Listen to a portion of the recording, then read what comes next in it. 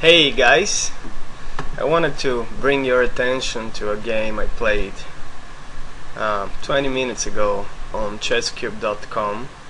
So my current rating before that game actually was 1960 and my opponent's is 1842. So we're not grandmasters or anything, but I thought we played an interesting game that can be educational for some of you guys. So I start with e4 and my opponent answers e5. Nothing crazy so far. I continue with d4, which is I'm offering that pawn to be taken, which my opponent does immediately. So and my next move is not just to capture with the queen, because that would allow knight c6, which is an immediate tempo gain on the queen. Instead I decide to play a gambit. I play c3, and at this point I'm gambiting, so my opponent accepts the gambit, takes here on c3, and I recapture with my knight. So already I've invested a pawn, but I have rapid development at this point. So my opponent continues with pinning my knight immediately with his bishop. Not a bad move. To which I respond bishop to d2, breaking the pin. And the game continues with knight to e7. So this is probably the first. I'm not sure about this move, but I continue with just asking this bishop a question. What do you want to do? Are you gonna take that knight? Are you gonna retreat? And he retreats to a5. I follow with knight to f3, developing move. My opponent plays h6, which prevents the knight to or the bishop to land on g5, defensive move. And here I play bishop to c4, anticipating that my opponent will castle soon. I want to have my pieces pointing at the direction where the king will be. So my opponent plays knight to b, might b to c6, so developing the other knight. He still lags in development. I have almost all my pieces out at this point, and this bishop would be difficult to develop. So we continue with me castling, and he plays d6 is his next move. With this move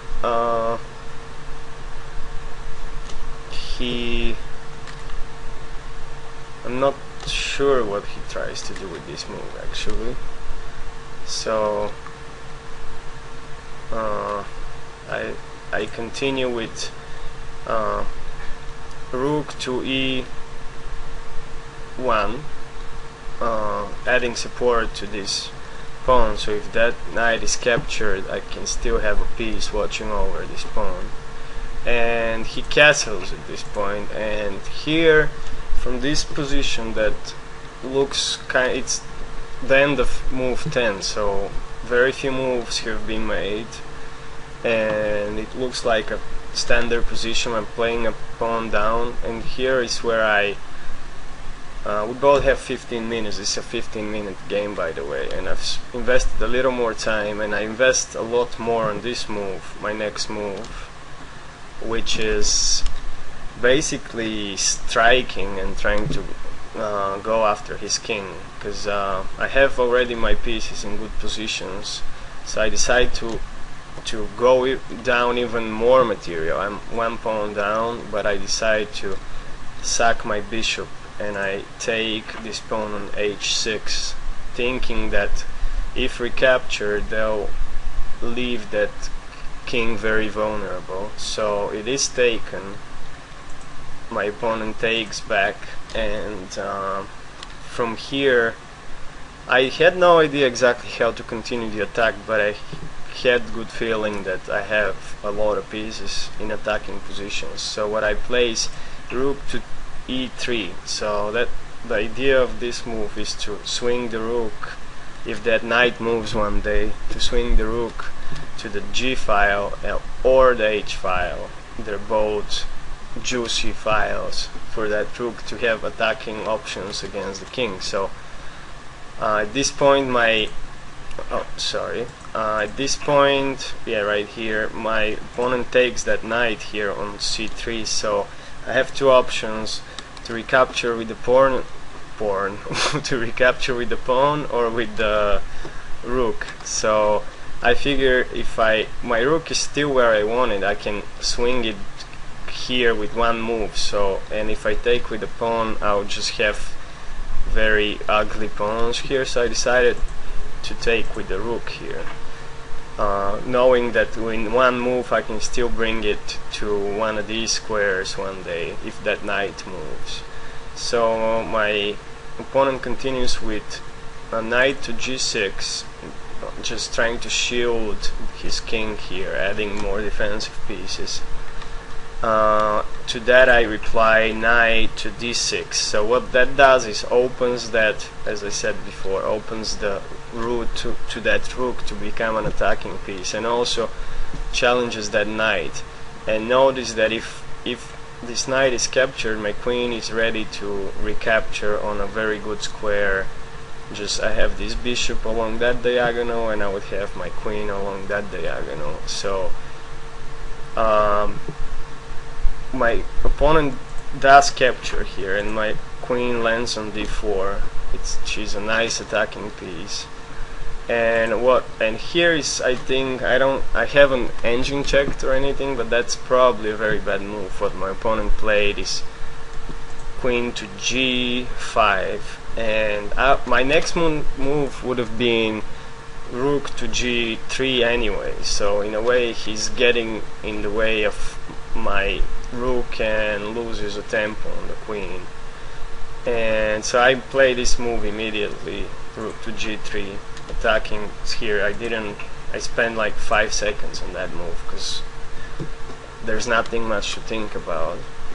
And at this point his queen, he's in a very tough position because notice that pawn is pinned. So if I am to capture this knight here on g6, that pawn cannot recapture because of the pin. So he has to look over his knight with his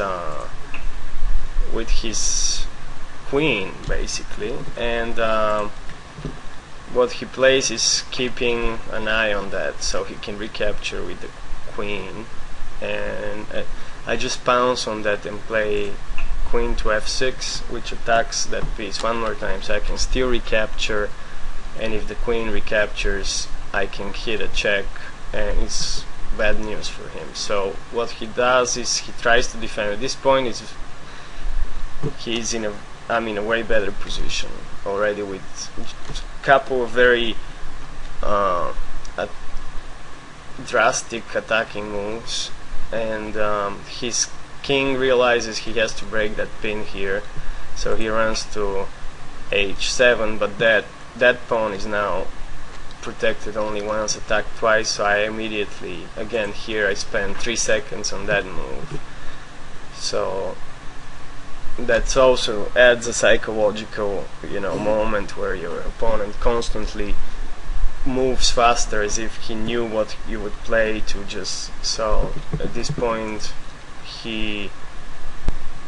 his knight is attacked 3 times, defended 2 times, and there isn't a good way to add more defenders to that knight, because here he just loses the exchange. If he plays his rook here, and there isn't much to do, so what he does is bishop to f5, but that I can just recapture here with that pawn, and that's what I do. He just lost a piece for nothing, and then kills that bishop, but I recapture with a check, and his king has only one square in the corner. At this point I recapture with my pawn, and there is a one move mate threat on h7 with my queen, which he could have basically, the only move to just stop the immediate mate is to sacrifice your queen on g6, but its mate is coming anyway, so he plays queen to e5 and I deliver mate on h7. So I thought that can be an interesting game for some of you guys. And it just goes to show how, from a very quiet game in a way, on move 10, right after my opponent castles here, how things can go really crazy. And in fact, after this move 10, the game finishes in 12 moves. So thanks for watching, and maybe I'll upload another one of those in the future.